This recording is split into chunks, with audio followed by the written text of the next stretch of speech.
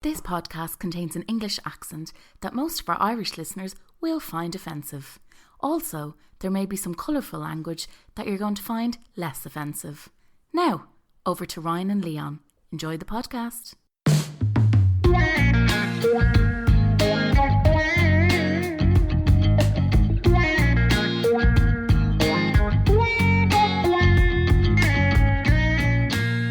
It's hard to feel sorry for rich people, isn't it? Because okay, we'll go and be sad in the Bahamas then. I know someone who won the Edinburgh Award, so it used to be called the Perrier, biggest award. And it was everything he wanted. He practiced the speech for years in the bath. He was so focused on, because that's when I know I'm good enough, I've arrived. And he won it, and it was astonishing. It was astonishing. He got the thing he wanted. And then seeing him months afterwards, as sad as he was before, as depressed as he was before, in a way it was worse because he had nothing to work. He had no point that was supposed to. He then knew nothing would ever be okay. It wasn't going to be an amount of people in the audience. It wasn't going to be an amount of money, and it wasn't going to be this award that was everything. And he said, sometimes I stand in front of the mirror and I hold it up and I say to myself, "You won it. You won it." And he doesn't feel anything. That's heartbreaking. So when you meet people who have everything you think you want, and they're as sad as you or sadder, you then go, okay, there's another journey. We're back with the crack. Yeah, just some good beats, some good times. Ooh. You know. That was the comedian Sarah Pascoe on the High Performance podcast talking about the poison chalice of I don't know, accomplishments, having accomplishments in general. So you're telling me what I should really do in my life is sit on the green outside my house, drink cans of Stella and smoke hash. I don't think that's a runner either. No. But there is probably a balance in between. And I think this podcast is a theme here. And it's like living in the moment, being present in your life and not being too obsessed with the visuals of where your life's going. Just stumble on through like we do with this podcast and things will be all right. But like you said, you do have to have things. You do. Do you know, there was a really interesting, I know Tyson Fury, you know Tyson Fury? Love Tyson Fury. Absolute cartoon character. Love it, right? But he did an interview before, years ago. This is about 6 years ago I heard this. And he was talking about how his whole goal in life was to beat Klitschko in the heavyweight championship in boxing. Which he did. And he was like the youngest, I think, champion of the title or whatever it is. And he retired shortly afterwards and became massively depressed. Like, yeah, sunk into the pits of depression, suicidal thoughts, and weight gain and alcoholism and drug addiction. And then realised he needed to go back to boxing. Now, I'm not saying everyone should go be a boxer, but he said that life isn't about one big attainable goal. It's about little mini goals. Continuous mini goals, and if you always have a mini goal to chase, you'll never be like, fuck, I've done everything I needed to do, what do I do now? And that's why a lot of people, I think, when they retire, there's loads of people when they retire and they don't have any hobbies, they don't have any interests outside of their job, they just fucking die very shortly afterwards, or they just age very, very rapidly, because if your whole life is work and then work stops, what the fuck do you do? We'll find out. We'll fucking find out, I guess. No, but I'm with you. I think also like there is we all know the formula. It's feeling accomplished at work, having good friends, having some kind of hobby outside of work, and probably exercising, and that will probably get you quite far.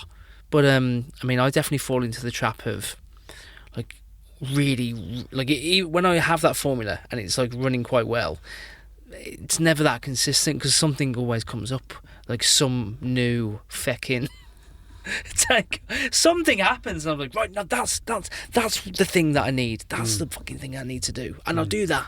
But then you drop the other things and then you're back to staring at the mirror with the trophy going, fuck me, what was the point in that? Well, isn't it, was it 21 days to make and break a habit?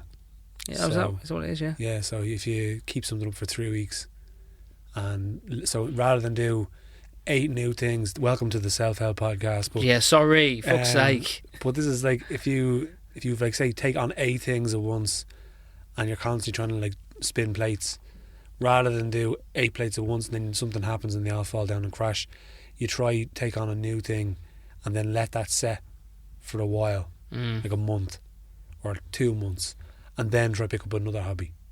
Like maybe one could be like drink water, or try read more, and let that happen for like a month or two, and then when you're fully hydrated and fully read, you'll be try, I don't know, going for a walk or whatever, rather than taking up. And that's why like New Year's Eve resolutions never fucking work for a lot of people, because they go, right, I'm going to give up the drink, I'm going to eat healthy, I'm going to go to the gym, I'm going to pet me dog more, although that's not that very difficult to do, but like, you know, I'm going to take up fucking charcuterie board lessons and how to build one. I don't know, don't take, like, you know, all this stuff. Well, I haven't quite still worked out where the limit is for me.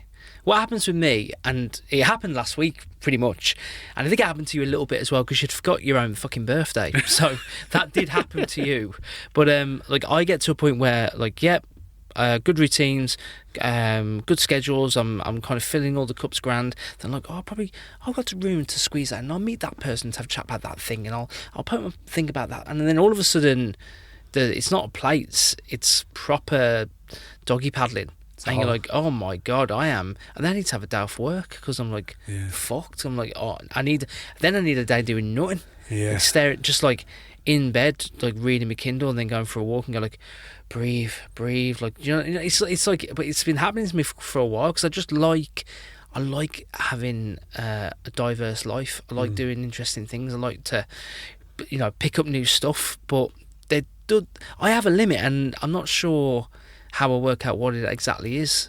Yeah. Well, I have that as well, like, where, as I said, I forgot my own birthday because I do so many things. Yeah. And for me, it's like, because it's go all the time, you need to, like taking a step back is a skill that I'm not very I'm not very good at. No. And need to work on. More people go, I need to do this, get up off my arse and do whatever. There's another side of the pendulum where it's, if you're used to doing so much, you can run into burnout quite quickly, like, you know. Yeah. So. There's a poem that we're going to start the show with that we both were blown away. I actually listened to it again on the Lewis and there's a few shiver moments in this piece by the Scottish poet Kate Ireland about her nan, and it's pretty much about what we're fucking saying, watching your own life go past, and the comparison of, you know, having someone you love who just doesn't know what that's like. So this is the poem about Kate Ireland's gran, and it's called, I think it's just called My Gran is a Revolutionary. My gran is a revolutionary, okay? That lady can sit with her embroidery, no radio, no telly, raw dog in an afternoon. Just her, needle, fabric, thread, and the thoughts in her head. That gentle, diligent pick of stitch. Someone could literally be on fire in front of her, prodding her, turning on and off the light switch, and she'd masterfully block it out. Full commitment. Sewing together a dainty, twee-wee scene of a chicken in a teacup, surrounded by flower pots. And I know this might not sound like the climax of a revolutionary plot. Might not sound like pioneering world-bending work, but earlier, right, I was walking to hers, and I was looking up at her window as she steadily rotates through the soft glow of the glass, the small distant warmth like the microwave lamp.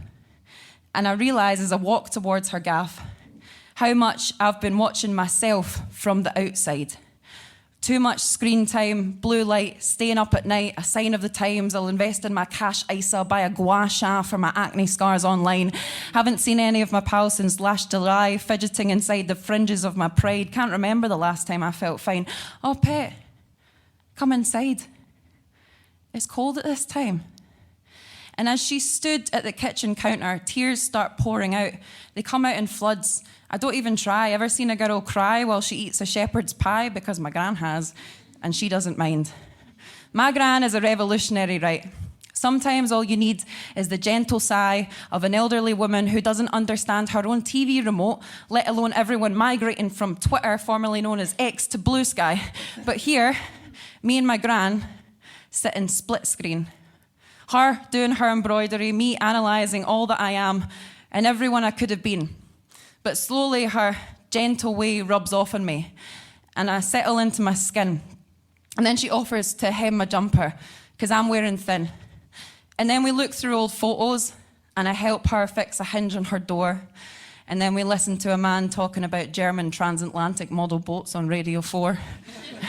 And I lull into that slow flow of an evening where neither of us have anywhere else to go.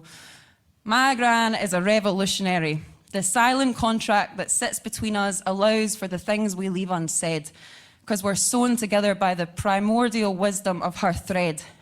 She is a relic of a generation, contented with a long story and the cup poured, contented with wee gestures, with being bored. The only optimal efficiency we need, Gran, between you and me is whoever's turn it is to make the tea. We are the slow crusaders voyaging out to sea on an expedition to nowhere, just as long as we're alive and free and we can let the warmth prickle our skin and we can swim and be back for dinner and the sun will set and the next day will begin. You know, I love my gran with everything I am, with everything I'm told to reserve to invest in myself.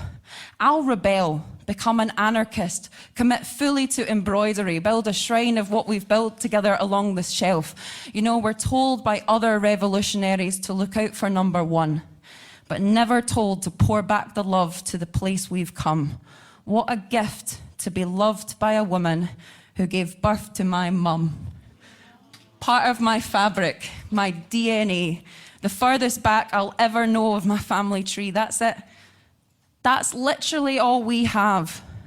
When the world is panicking for your attention, consuming every pocket of your affection and pumping it back into that fast, hyperactive machine, ricocheting in your peripheries, undoing you at the seams, me and my gran will sit defiantly within our means, threading together our history, and then she'll reheat the shepherd pie from last night against that soft microwave glow. My gran is a revolutionary, and her revolution will be fucking slow. Thank you. That was Kate Ireland with My Gran is a Revolutionary. And she fucking is. Oh, stop. Beautiful. That's incredible. A moment seeing that today. Yeah.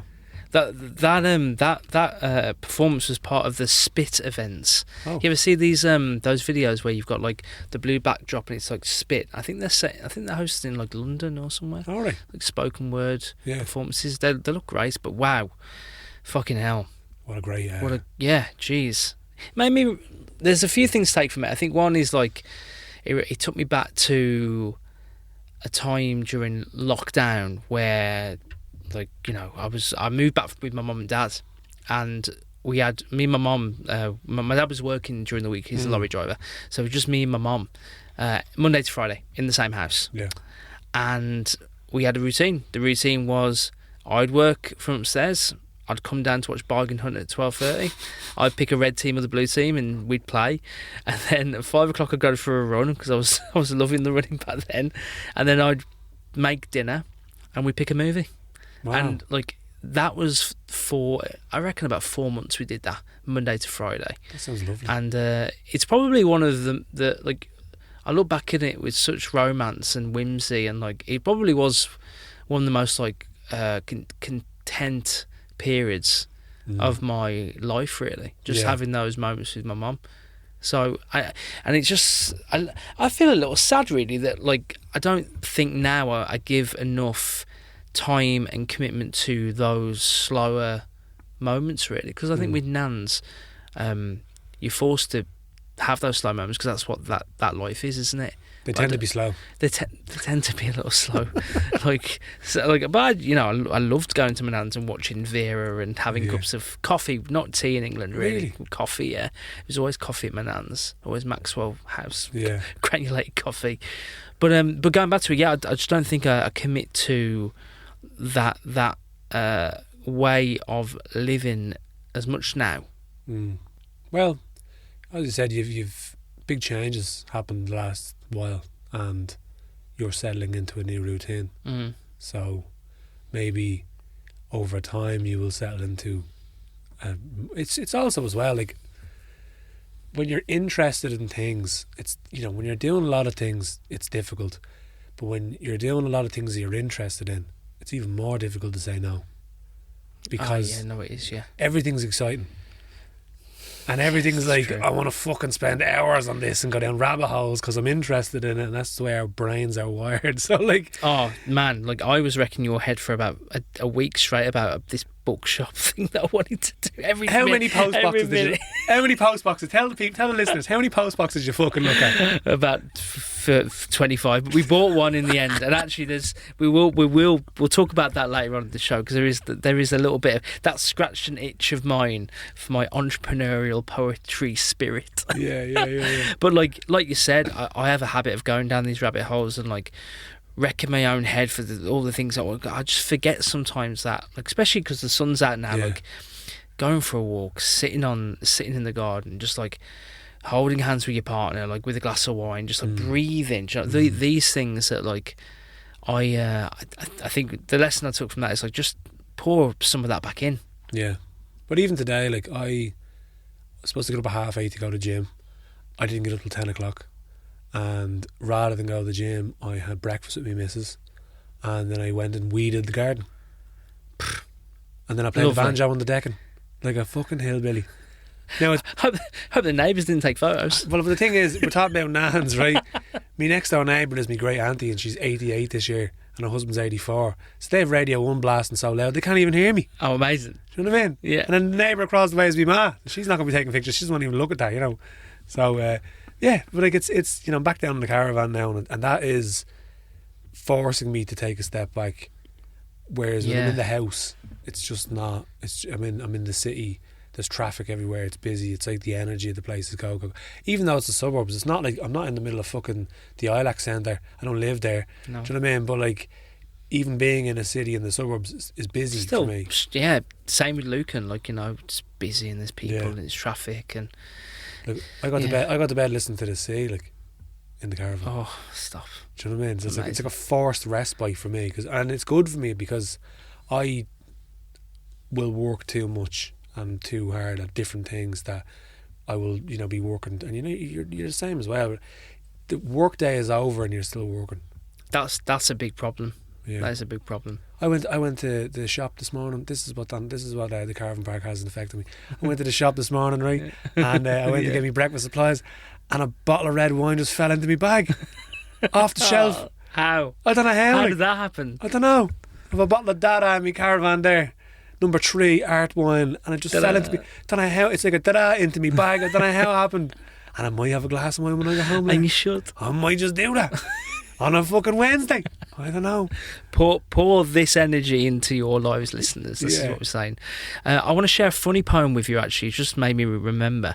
I took Wednesday off work. Like we were talking about trying to schedule the podcast last week, and you said you've got your birthday, and I was like, well, I'm frazzled, he's frazzled. So I woke up, I was like, I actually can't go to work, so I need a day off. So got up, went for a run around the park, came back, had a shower, then went to the cafe. And before I went to the cafe, I went to the charity shop. Great collection of books at the local charity shop in Lucan. Picked up a poetry collection called Barstool Notions of Poetry by a poet called Jonathan Roth, a poet from the west of Ireland. And I looked at it and I was like, that's a quid, that's going in the bag. So I picked that up. And I went to the River Cafe in Lucan. And I sat there, and the plan was just to sit there and 10 minutes leave. I sat there for about an hour and a half, and I read this poetry book back to front. It's like a collection of just great crack. It's just a really good crack poetry collection. I want to share one with you, right? So this poem, there's so many I could have picked actually from this collection, but the one I'm going to share with you, pal, it's called The Dock Yellow Card. Fasting the night before from 8. Up early, I can't be late. Sleeve up and the needle in. Another needle to the sharps bin. Following week and post on the mat. Could you call in for a dock chat? It's like waiting for the rugby TMO. to give the tough decision back. The results back show some sins. Cholesterol, gamma and GT all high. The good life has caught up with me. For alcohol, I have to say goodbye. It's a yellow card for 1 month. No more Tato's, Chocks or Punch, and also sell your Guinness shares, and no more wine with lunch. As Munster man, I take it on the chin. I've got a month in the sin bin. I don't argue with the referee, no one else to blame but me. I accept the elephant in the room and start next day with a new broom. 0 this and 0 that. I am no longer getting fat. 4 weeks later, and the replay. I tell the doc I did not stray. The bloods are good and the thumbs up. Happy days. I'm back on the sup.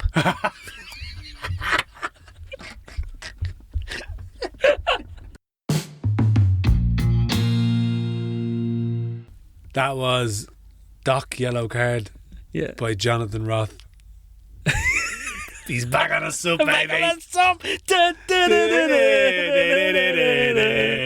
Oh, stop it. I actually had to, I laughed out loud, in the cafe. Hilarious, isn't it? I'm fucking sweating after listening to that. That's so funny. I've had that moment as well. I've had a yellow card. Yeah. I've had a yellow card. It's like when you're on the I do dry January sometimes, and afterwards you're like, I'm back on the sup. Back on the sup. It's like wetting the baby's head. Yeah. It's the baby's me. 3 months of monitoring your blood pressure with that machine you bought on Amazon. Yeah. I'm actually healthier than I feel great. Fucking might start doing heroin. Oh, I'll share this with you as well. This is notions galore. Speaking of Barstool notions, I've gotten into the habit of leaving books when I've finished them, where I've read them. I've done it twice in the last week. What do you mean you've read? Some kind of vigilante book, pass it on. Really? It's in the cafe. I was reading it and then I paid the bill and I was like, I'm not going to read this again. It was amazing, but I'm not going to read it again. I'm going to leave it on the table. So I left it on the table and just walked out. Walked out like I was Blade. You're like the beer baron, but just like the book baron. Just the book baron of Lucan Town.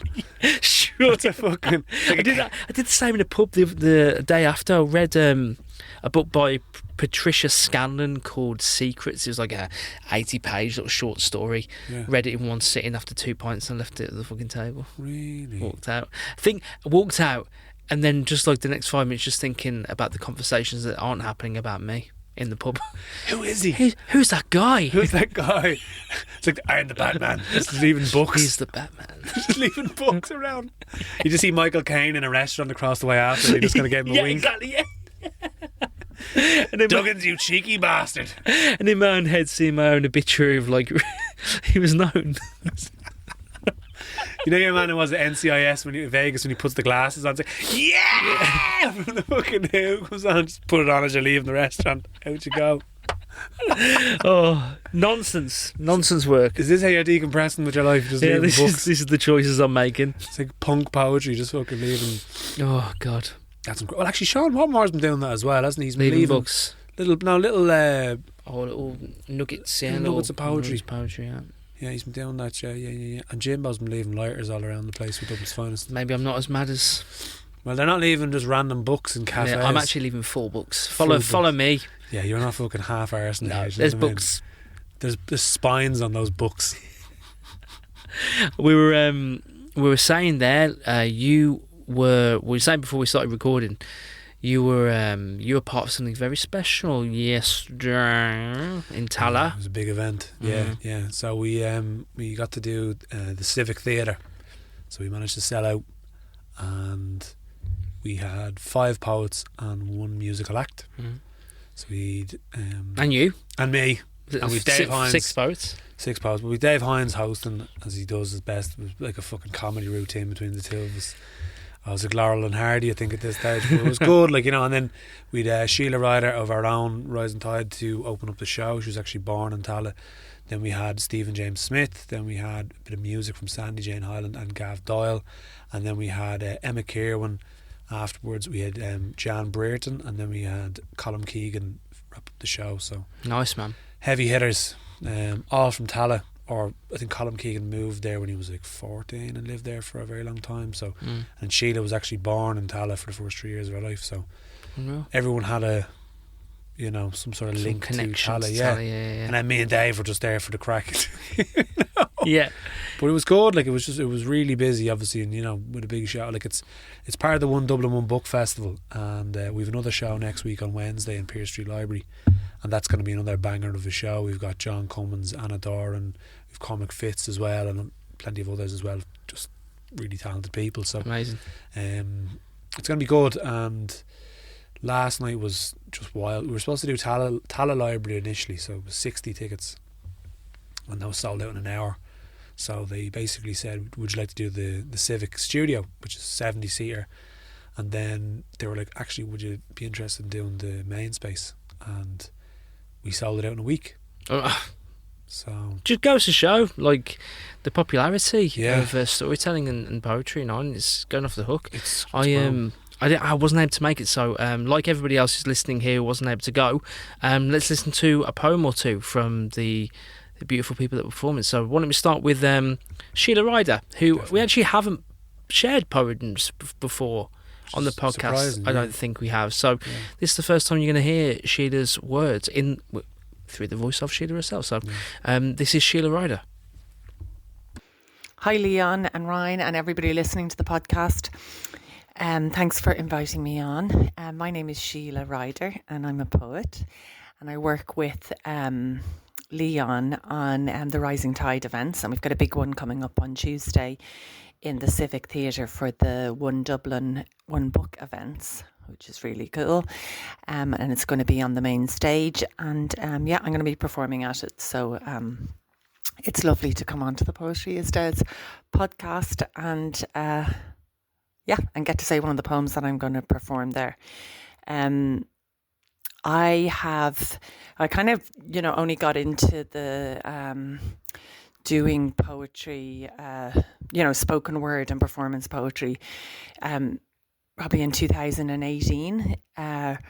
I grew up, though, when I was younger, did an awful lot of kind of speech and drama and poetry and feshes and stuff. So poetry to me was always about kind of standing up and saying poems to an audience.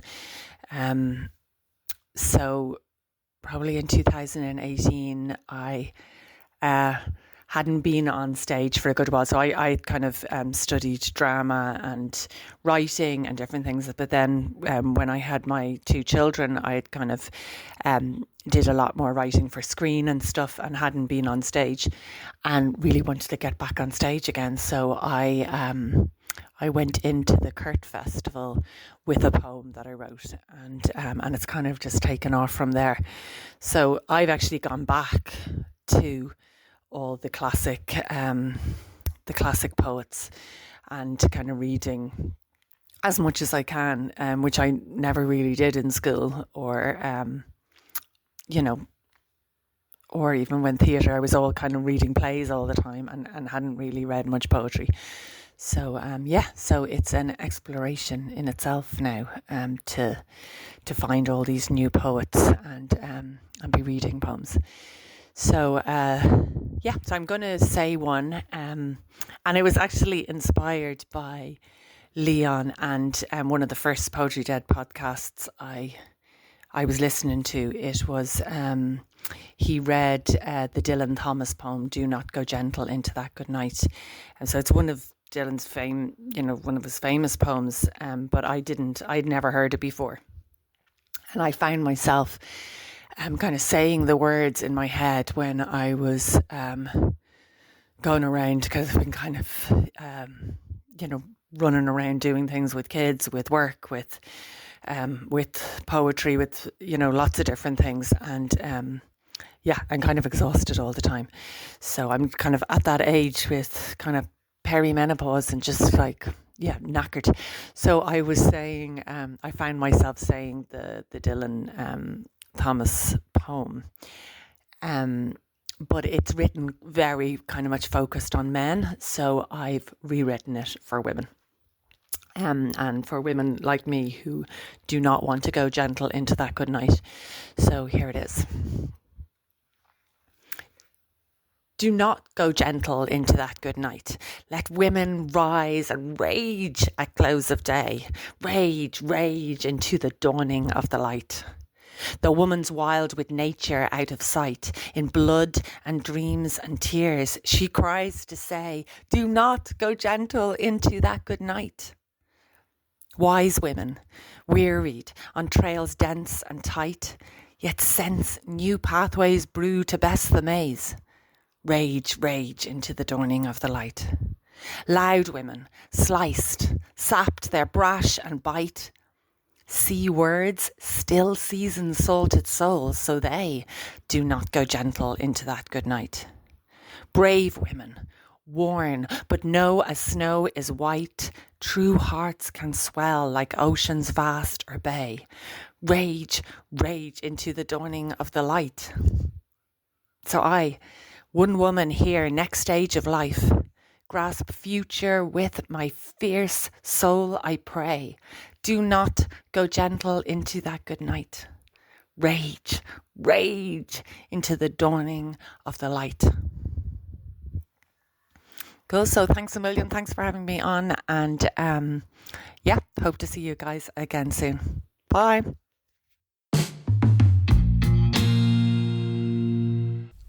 That was Sheila Ryder with her version of the Dylan Thomas poem "Do Not Go Gentle Into That Good Night." It's pretty good, isn't it? Yeah. Pretty good. Yeah, the kind of imagery of the slicing up and the dicing and fucking very, very powerful. Very powerful rewrite. It was actually me though, Sheila, that read that out, not Liam. Hey, furious. Yeah. I know you love Dylan Thomas. It was definitely you. Yeah. Why was I mentioning him the other day? I was talking about.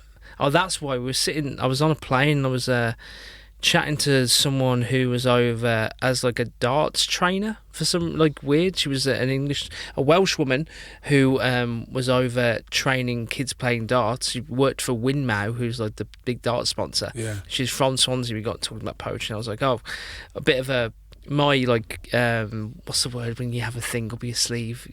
Ace up your sleeve. Yeah. He's like, I can do not go gentle. It's not good night. He's like, oh, that's very cool. I was like, yeah. Will I do it? No, I'm not going to do it. I was going to do it on the Ryanair flight. I was like, no, don't do it. Although I really wanted to do it. I even checked it on my phone just to see I definitely knew it. And I was like, I'm going to bring it up and I might just do this. But I didn't do it in the end. Strap in, baby. You're locked in. There's no escape now. We're at 10,000 feet. I mean, you have no idea how close I was to doing that. Party trick is the word I was trying to work out. Party trick. Mad, but yeah, wonderful. Yeah, love it when there's rewrites as well of classic poems and have spins on a personal experience. It's cool when that happens. Well, that's sort of and a poem we're going to hear from later on. Jan was on tour with John Cooper Clarke, and how she did that was because he did the poem "I Want to Be Yours." I do. And she did a rewrite of it, and John saw it and invited her on the stage in Olympia, and now she's just finished being on tour with him. Yeah. From rewriting one of the poems. He did a call out and she did it, yeah. So before we get into Jan though, I wanted to talk about the One Dublin One Book Festival, which is what the shows are involved in, is because of a book that has been made.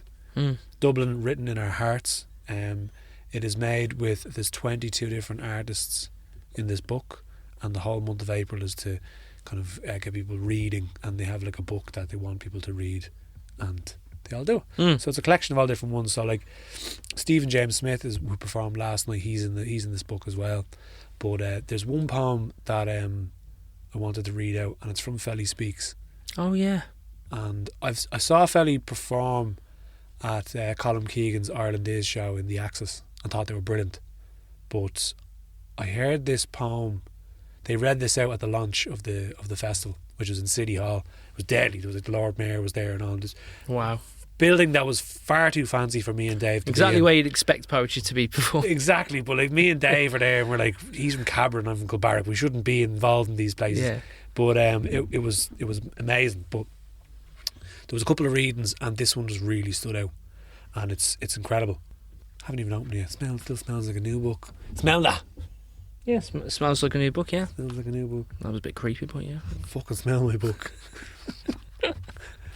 So this is actually an essay by FELISPEAKS. It's called Dublin, A Poet's View. Cool. I'm strapped in. When my feet were still forming and my wits were just beginning, I heard of Dublin and I would gasp. When childhood teeth were still milky and my eyes were heavy with school books, fingers following lines to be read, schoolgirl charms still developing, when pen was still approaching paper, timid and unsure, I heard of Dublin. When train rides were still adventures and train tracks carried you to more than a destination, when metal bullet tanks took people at the speed of whatever was less than light, I heard of Dublin.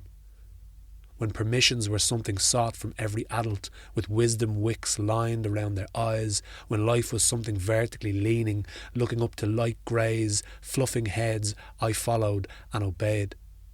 When dreams were something I took from sleep and wonder was anything found on the internet, I heard of Dublin. When Dublin was the home of every grand decision my mother had to comply with, when her hands shook with letters she interpreted in friendship groups, they arrived from Dublin. When the hallways hushed with contemplation amongst family members, the answers were always in Dublin. When my rewards were sweetest, they took me to Dublin.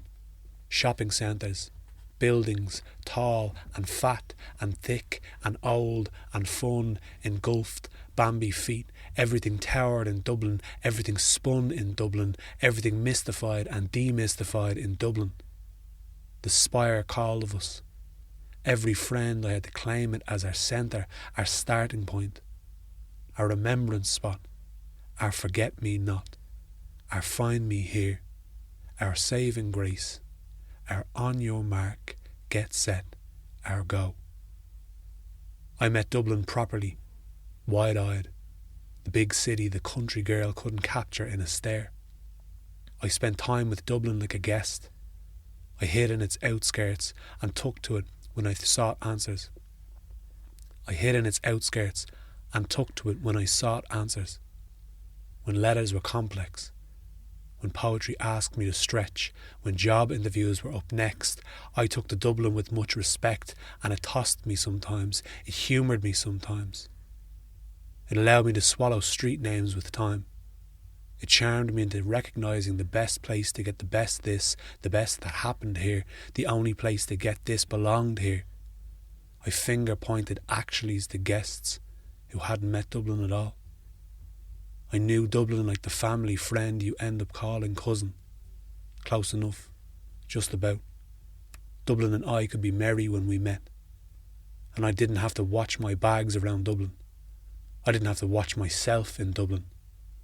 I didn't have to use my inside voice around Dublin. I didn't even always have to have enough coins and wherewithal for Dublin to take me as I am. And Dublin would happily take but me too. I was happy for Dublin to take. Phone or otherwise. I knew Dublin well enough at this stage. We bumped shoulders and then we would wink at each other. It was harmless. For a long time Dublin's sharp teeth never sharpened in my direction. The lion only tears away at the bastard child in his pride.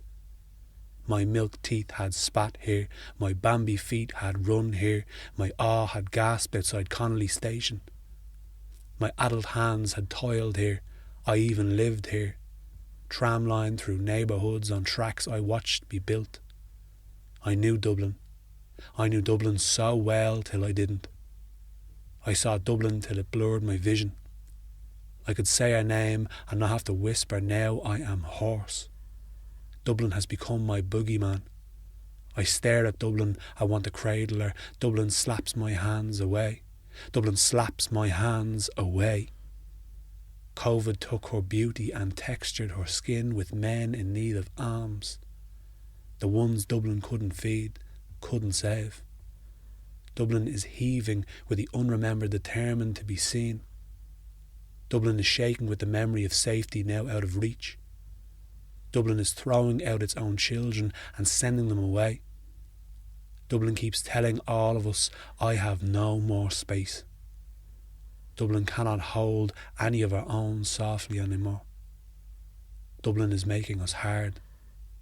Dublin is making us scared.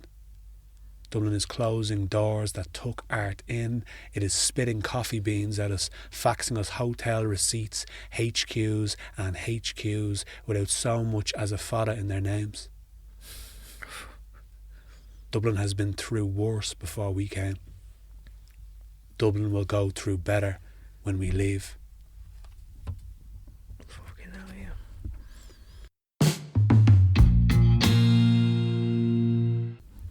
That was FELISPEAKS with the essay Dublin, A Poet's View. There were a few lines there. Oh God, that's good. There's fucking bangers in that poem. Yeah. Plenty of them. It was just, I remember watching it and I was just like, this is fucking incredible. You know, just because I think when you're talking about Dublin changing, it is changing very rapidly. And to have, you know, like a migrant's perspective is amazing, because we hear too much from people that were born in Ireland and like, you know, Irish from generations on, whatever it is, but like Ireland is changing for the better, you know, like black Irish is now a like, you know, it's now a set social category in Ireland, and it deserves to be one, because it's grown and it's for the better that it's there, you know, that we should have black Irish in Ireland, because like, you know, it enriches the country, it makes it better, more diverse. Absolutely. You know, and was it what she was saying about she used Dublin to find answers? I found that was really interesting as well, because there's a lot of, I think the typical poetry about Dublin is like, Dublin, you left me, you left me for dead, you made me leave, and it's kind of like gets a little bit monotonous. I think a lot of the art about Dublin changing, but that had nuances in it, that it's a love letter, but it's also a reality check as well. Like the end, like, you know, calm down. Like this city has been through a lot worse than what we're talking about, and it'll enjoy better contributions, I think. 100%. And like, there's still bullet holes on O'Connell Street. You know, the city has been through a lot, the country has been through a lot, but like, we'll get there. But we need to trust each other, and the people got us. The people got themselves through that, and the people will get themselves through this again. But they need to be working together and not against each other. You know, and fax and hotel receipts, like, it's just the HQs of that, any fodders as well. It's nice. Fucking, like, just, it's so articulate and captures it so well. Just when I was like, I was listening to it in City Hall, and I was like, we need to talk about this. Like, this poem is special. Well, it's an essay, but this essay is. I love Dublin. Like, I moved to Ireland 10 years ago on a bit of a whim, and obviously, like, formative years, 26 to 35. So, you know, that's quite a formative period in your life. You're obviously you're gonna probably fall in love wherever you fucking are. If you move in your mid-20s and you're still in your mid-30s, you know what I mean? It's gonna form you in some way.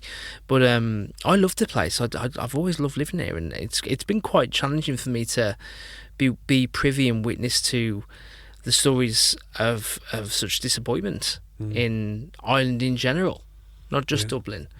And I've got mixed feelings about it, because, like, you know, there are definitely issues. There's issues with housing. There's issues with, there's problems. But also, like, what a beautiful place. What an amazing place, full of culture, full of interesting people. Like, the reason I love the city so much is because of the creativity of the city. Like, to be able to meet people. Like, my life was enriched as soon as I started to go to the poetry nights and, like, meeting interesting people and doing things and going to stuff. Yeah.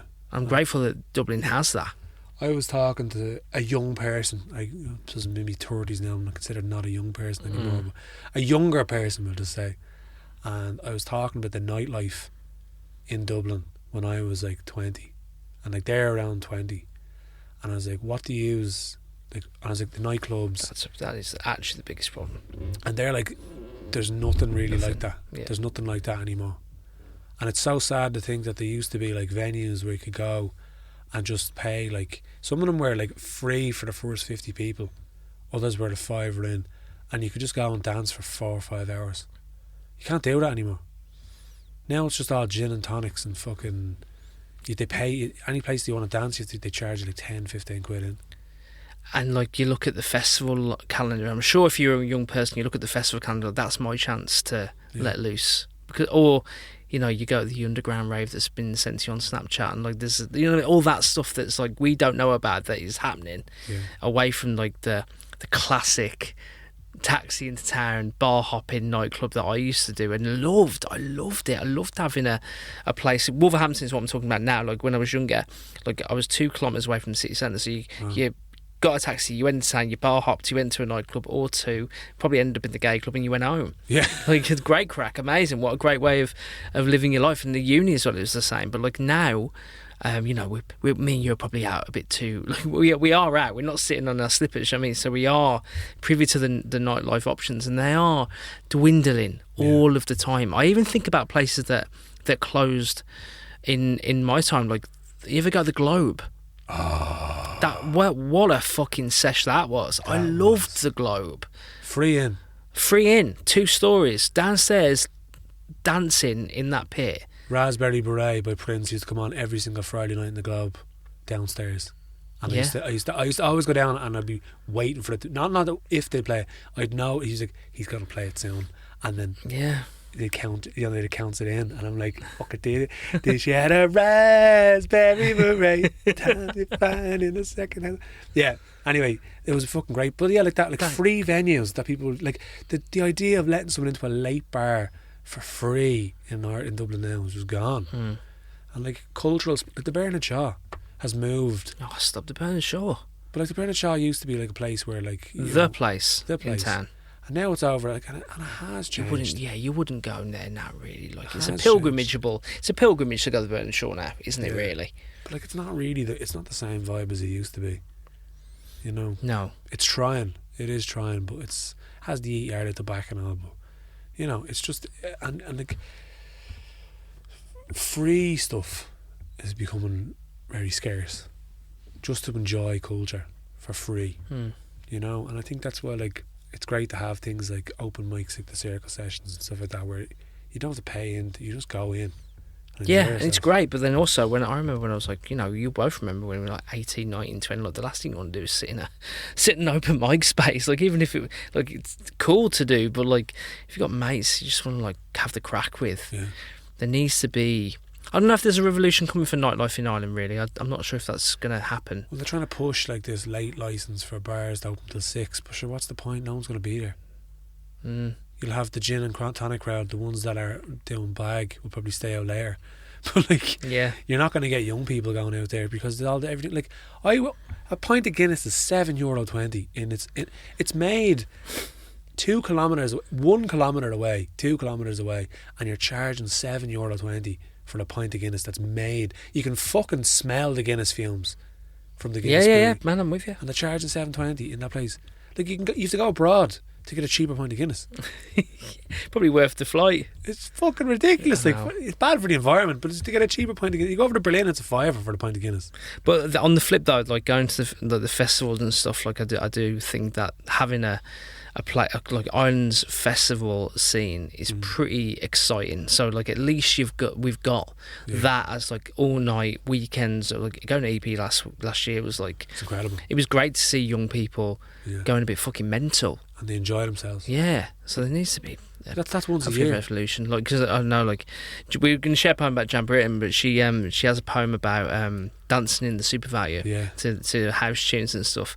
And I think, I don't know whether it was a chat I was having with her, but we got into the conversations you usually do about like residential nightclubs that used to be open like when she was younger, and they're just, I mean, the list goes on of all the fucking places in suburban, not even the town centre, suburban Dublin, like Lucan, Leakslip, Clondalkin, like these like nightclubs that used to be the bee's knees, and just like didn't find a way to last the test of time. Yeah, unfortunately, they don't care about art, and they don't care about the pub industry, the nightlife industry. They just don't care. It's not a city. They don't see it as a viable way to make money. They think the hotels but like the tourists are starting to give out now. So like, we said last week, didn't we, about the Americans giving out with the pint? And then I'm buying Beamish, thinking I'm a fucking revolutionary. We are revolutionaries. I'm spending money with Heineken. It's a Heineken company. Is it? Yeah.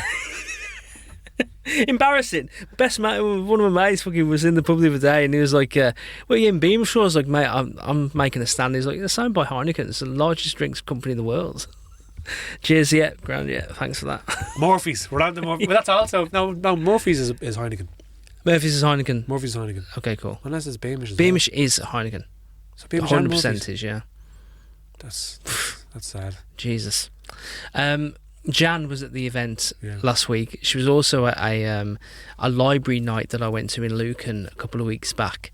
The Poets Perch, it's called, in Lucan Library, ran by Natalie, and Jan turned up a day after she did the London Palladium, or like the Manchester Co-op. I think it was London Palladium day after. I think, she said, you told me, she said to you it was a tough gig. There was homemade muffins, Jan. The back. I think it's just with There's free tea. No, but like We'd relax. smaller gig is just like, I think it's funny when you're It getting. wasn't even a gig. Come on. But that's what I mean. Though, like you're expecting people to laugh, and a lot of her poetry is humorous. She did make someone cry. She moved people, even if it was just 15, 16 people. Like, still very moving stuff. Yeah. Let's share a piece from Jan. This is Jan. All right, Leon, it's Jan. I just wanted to do you a little voice note because I know you had sent me on Instagram asking me would I do a little voice note along with a poem in advance of the Dublin Your Tallaght night. So yeah, this is me doing that now. So yeah, I wasn't born in Tallaght, but I was bred in Tallaght, and I never lived anywhere other than Tallaght. And I have a really complex relationship with the place, if I'm honest. My dad's been readmitted into hospital. So this year I've spent probably more time in Tallaght than I have ever spent in the last 20 years, I'd say. So yeah, and I plan on writing a poem for the night. I just haven't found the words for it yet. But I hope I'll be able to share that, which is all on the night.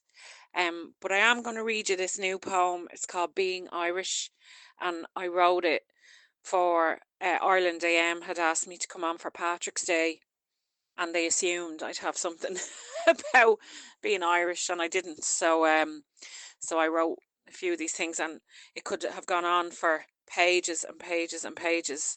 Like I would write about, the emergency chair and the big light, and the special cup, and all the things that feel, and going out for your messages, and all the things that feel very exclusively Irish, and they're very foreign to everybody else. But anyway, so this one is called Being Irish. Our eyes, they aren't always smiling, and when we're woeful, we'll tell you I'm grand. You'll find us these days settled far and away. We're in France, Spain, New York and Japan. We lift the kettle to check it's not empty before we press boil for a cuppa. And if you compliment us saying, "Ooh, you look good," we'll say, "Would you go on out of that, you muppet?" If you're blocking our way, we'll say, "Sorry." And if we meet you and your name we can't find, we'll just call you sweetheart, love or honey, or here you, or come here, or sunshine. Our summers are short, wet and windy. We need sun cream, some days we need boats. We don't tan, we just rust and feel chilly, but we get great value from our winter coats. We drink tea round the clock, it's our medicine. We eat crisps in a sandwich with bread, and in the evenings we scroll rip.ie to find out who's alive and who's dead. We will pray, if you lose something precious, to St. Anthony, he'll sort it all out. And when you've got the goof for chats and some crack, we'll be the first down the pub for a stout. We are proud, but we don't like to show off. We love sessions, parades and sing songs. We will always ask after your mammy and double check the immersion's not on.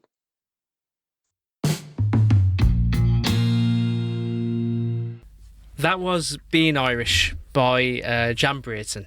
Lovely, wasn't it? Lovely poem. Loved it. She got a good giggle out of the audience last night. Good. She usually does do that. She usually does, yeah. I remember that EP, and my ma was in the audience, and Jan has that poem about the multitasking. No, okay. She did that as well last night. You know the one about the menopause. Yeah, and the list. Yeah.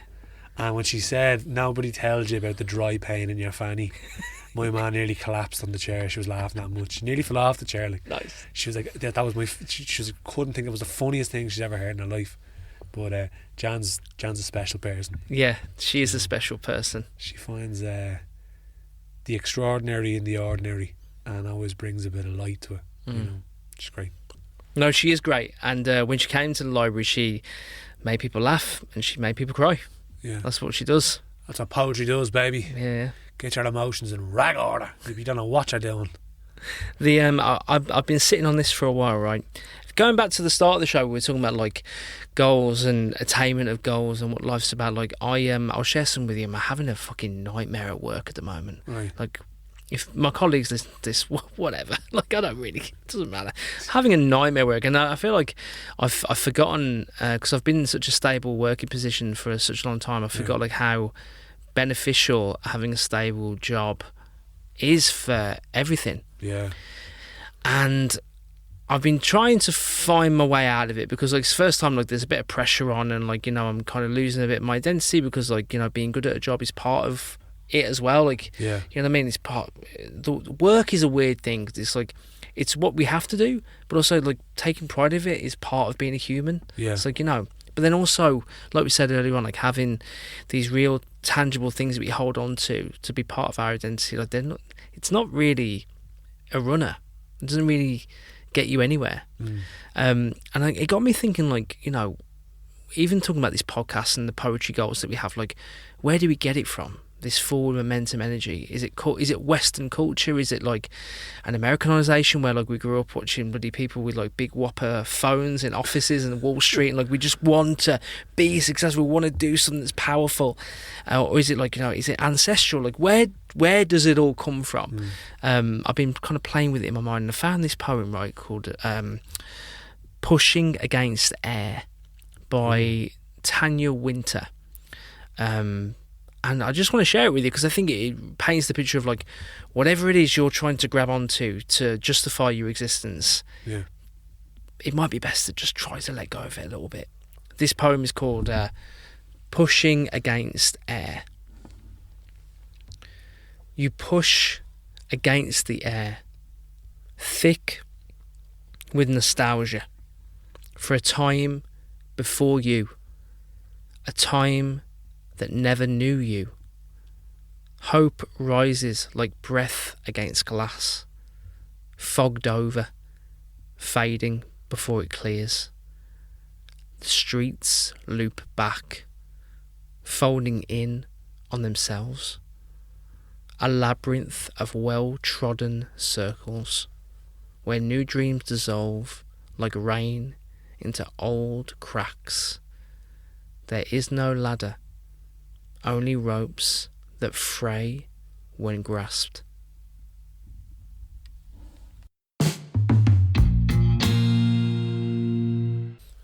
That was "Pushing Against Air" by Tanya Winter. Did you find that helpful? I found it really helpful. Yeah. There's no ladder, only rope that frays. It's because you think there's Linear. you think there's something. your life is always going to be stable. Yeah. And you build a routine for yourself and you think it's going to be always there, but it never is. No. It always changes. It might change bit by bit by bit that it becomes, it's like if you have a car and you take out one piece and you replace it with another, when does it stop being the original car if you've replaced every piece? And that could be your life, where like For sure. little bits and pieces of your life has changed so incrementally that eventually it's completely different to what it was a couple of years ago. Or it could be the opposite, where you could be completely fine one day and then one thing happens and it all, And then everything changes. like a house of cards, you know. Yeah, man. And that's just what life is. You can't predict it, you know. But it's great to have, like you said, that poem really resonated with you. It just really helped me, yeah, because it made me kind of, I felt like I was grabbing onto that ladder really tight. You know, whether it's like I've got some kind of like adjacent. You ever remember playing Mario Kart and you play the time trial and you got the ghost version of the car Yeah. that's driving, you're trying to like chase it. Stressful. Maybe there's a little bit of that going on with me, where like there's a version of me that like is kind of always a little bit probably behind where I want it, or even in front. Like I'm constantly, we never really on par. And like, there's a lot of guilt in that. Like, oh fucking, you need to do this, you need to do that. So I think when the work thing started to happen, I was like, oh, I'm on shaky ground here. I don't like it. It's not feeling very nice. Trying to grab onto things like, what can I control? What is going on? Where's the linear ladder? And then I read that poem. I was like, you know what? Whew, come on, like Jesus Christ, like just breathe. Just do your fucking best. I think that's... Try your best, man, and just show up in the ways that you know you should, and make good calls, and like life will... That time-travelling ghost car will come level. You know what I mean? Yeah. Yeah. And like, sometimes you need to just, not to use a car analogy, just take your grip off the wheel a little bit. Yeah. In terms of Mario Kart. Just take your grip off the wheel a little bit. You don't want to be white-knuckling the whole time. No. Looking and chasing ghosts. Chase fucking ghosts. You know? And I think that's great. Like, and the beauty of that, like, listen to that poem you read now, and listen to how it helped you.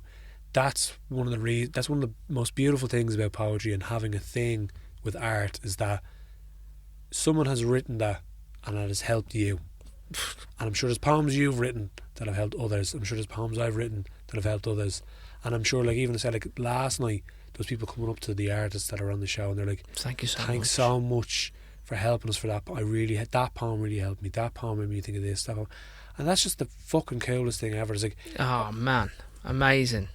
When you help people, and like you help people get through life with stuff like that. That's the best part of poetry. Speaking of helping people. Oh! Speaking of helping people, our Agony Aunt has been waiting for us. We've been collecting problems, and we had this one right. I will say it's probably our least drastic of problems, but certainly doesn't lack drama, because we are in the world of drama. Oh, thank you very much. That's a cool one. Yeah. So the Agony Aunt problem for this week was, I wrote a short play. Trying to get actors to commit to rehearsals is the hardest part of the process. So that's the problem. You have a Shakespearean conundrum. Yeah, a tragedy. A tragedy has befallen someone. So, luckily, we were in the theatre last night, and I went backstage, dressing room number 2 upstairs in the Civic, sitting there, eating a bucket of chicken legs, bib on, like Christy Moore. Fucking big dick energy. Yeah. Ready for their close-up.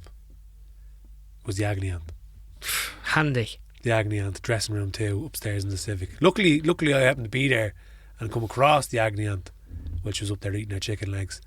And I asked her, we have a playwright in need here. And she wiped the grease off her fingers and she goes, right, I'll get to work. Yeah. Act 1. That's what this is actually called. It's called Act 1. Act 1. Amazing. After hours and days and months and weeks of frantically, anxiously typing on keys, my magnum opus, my masterpiece finally appears complete. It's done and dusted. Now to find people to trust with my baby. But lately, it's getting to prove difficult and frustrating. For this play that I've written, my lyrical work has been hitting the wall of sorts. For actors are proving hard the source of recent, those that are dedicated and decent. I feel like at the moment I'm herding a bunch of cats who swan in and out like a big bunch of undedicated people who won't take my work seriously. They must be delirious or just not that interested. So after I've taken some time and rested, I've realised I might need a new bunch of hard-working individuals who'll show up at the crunch. And if they don't appear, well, then I guess it's off to acting school for myself next year.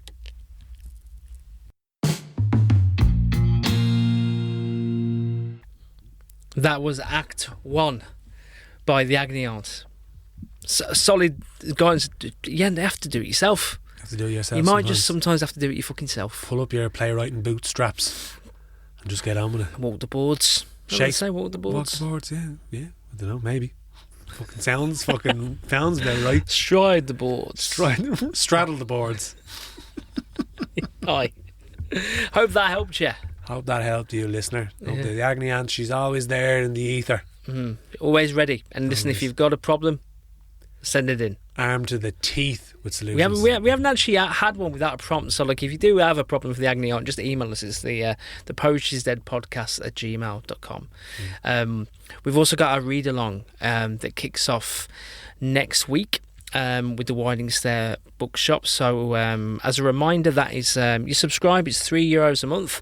Every month we have a exclusive podcast episode for you.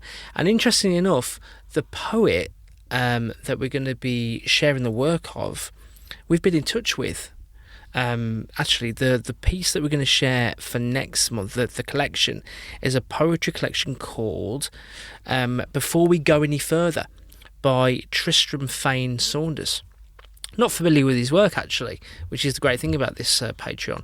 And we've been in touch, and he can't wait to be interviewed. We're going to interview him. Amazing. We're going to have a chat with him about the collection. So if you'd like to hear that interview, and if you'd like to read along with us, get involved and sign up to the Patreon. Or if you just want to support the podcast, €3 a month. Exactly. That's 1/10 of a pint of Guinness, you know.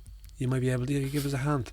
Give us a hand. Give us a hand. Give us a pint. Give us a lend. Give us a lend, if you listen to the show for a while, you'll know, and you're used to the music of the show, the bluesy Frank Zappa kind of esque. Yeah, so that is the work from Matthew Keating.